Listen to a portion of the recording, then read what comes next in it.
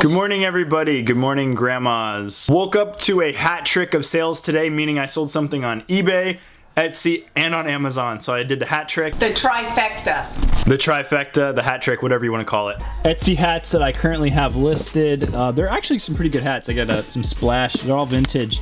I sold this Taz hat, and I think I sold a Gators hat. Which Gators hat? This Gators hat, which is pretty sick. These are both in really mint condition. Beautiful hats. This one's really cool. It's a dolphin script on the back, Tasmanian devil on the front. This is a really awesome Florida Gators hat. Anyways, those both sold, and check this out. They sold for $83 total. That is pretty sick. This is what sold on eBay. A green Goblin bobblehead. I had this since high school. I got it at Spencer's Gifts during the first Spider-Man movie, and I don't know why I'm hanging on to it. I have no connection to that movie. I don't care. It sold for $10 shipped. Zoom 115 camera. If you saw my Instagram story the other day, you saw a pretty funny little post there. Really easy to test. I do find these cameras fairly often. They take these Duracell Ultra Lithium 123, and you can sell these on eBay or Amazon. I'm just getting rid of these on eBay for cheap. To finish the trifecta, the hat trick, I sold a Nintendo GameCube bundle, complete with the controller, the cords and everything, on Amazon. Merchant fulfilled for $75. Between 8 o'clock and about 9:45, maybe 10 in the morning, I just get this beautiful light on this bathroom door. So I try to get some clothing items listed. If I don't hit that window in the morning, or if the weather's bad, I don't list the clothing items.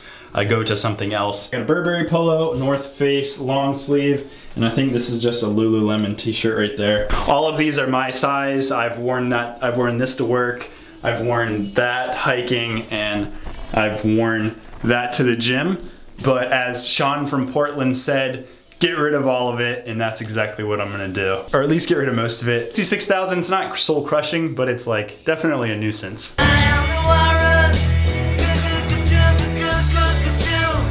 But we just put a little piece bubble wrap around the neck to keep it from jostling around, because that is going to move around so much in shipping. To couch on it. So she broke her vacuum cleaner right there. It's all like cracked and crap. So rather than throwing that away, we're on eBay looking for replacement parts, and that look. So we have located the piece. This is what I do. This is my life right here.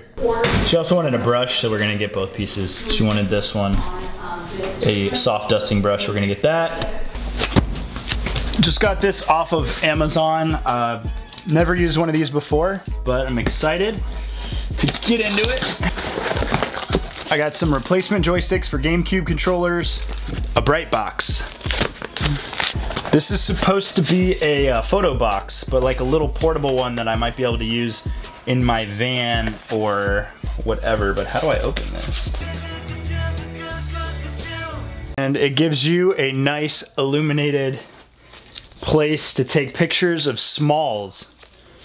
And it was cheap. It was cheap. I like it so far. That's actually really cool. I'll put my item in there. Take pictures for the eBay listings. For smalls, it's nice and illuminated. You can put your small items in there. Get some nice, looks like some nice seamless background pictures. These are magnet to break it up and put it together. That's cool. It seems like really lightweight. There's LEDs at the top. I just have that plugged into my power bank. And those pictures will probably come out really good. The light looks really good. It's only gonna work for smalls, maybe 9 or 10 inches wide and 9 and 10 inches deep. Pictures look pretty good.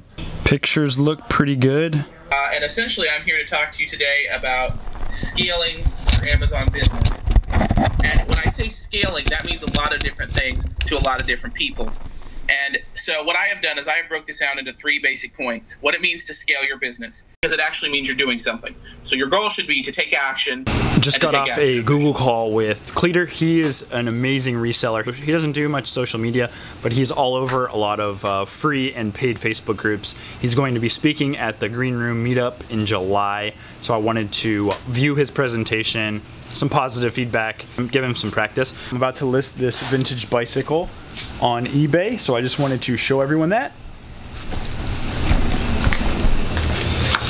It is a Fuji Touring Series 4. This is a Japanese steel bicycle that the style of bicycle, like what I rode through Japan. Touring, meaning that it's meant to be loaded. On it, it doesn't have the mounts here, but it does have some brackets here. So you could fit a front rack on here, and it's got the down tube shifters.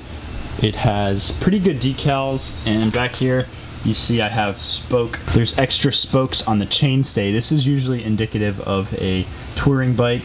Touring bikes are very specific utility bikes, meaning that they hold pretty good value. It has caged pedals and a small chain ring for climbing. The last completed on eBay looks like it sold for about 450 shipped. That's what I'm gonna put it up for. You measure the frame from here to the top of that right there. Another measurement you'll want to put on eBay or Craigslist is the standover height, which is a measurement from where you would hurt your family jewels to the ground. It's kind of like the inseam on a pair of pants.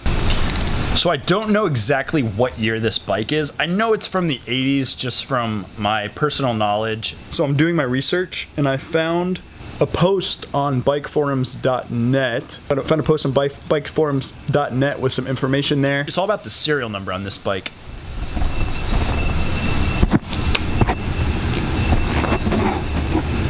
So that's FL305. The first 3 digits is what's important in that to figure out the year. And long story short, this is 1983. This bike is 5 years older than I am. All right, listing these bad boys on eBay. These are Pyrex Coleman lanterns. This is a CL2. Oh, this is a CL1. And this one, I don't know what model this is, but these are pretty sick. My grandfather gave me these.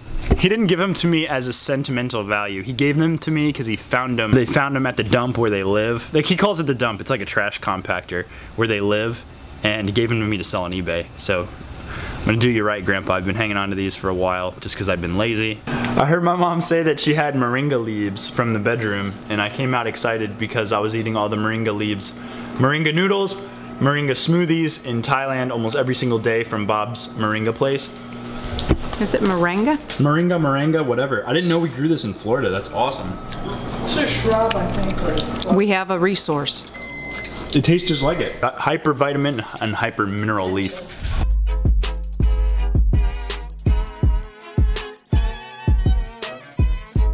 So the great thing about this setup that I just got in the mail is I can move it around because it's really lightweight, and I can just list while I'm watching TV with my family. Snack of the day. More green tea taste. Kind of gooey. It was outside in the car. Give me a break. Wow. Break me off a piece of that Kit Kat The thing got bar. melted in transit. I'll lick the leg. It looks like melted G.I. Joes. Oh my God. It tastes just like the tea. Mmm. Isn't that good?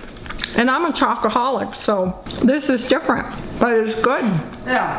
Full of antioxidants. Cheers to success. I just got done with a green room hangout, which is hangout on YouTube where we talk about a certain topic and interact with people on the chat room. And this we were talking about just our motivation routines, kind of what we've been doing. And I was just so tired. It's like it's 10 o'clock and I usually get tired. So I was just like really kind of out of it in the show.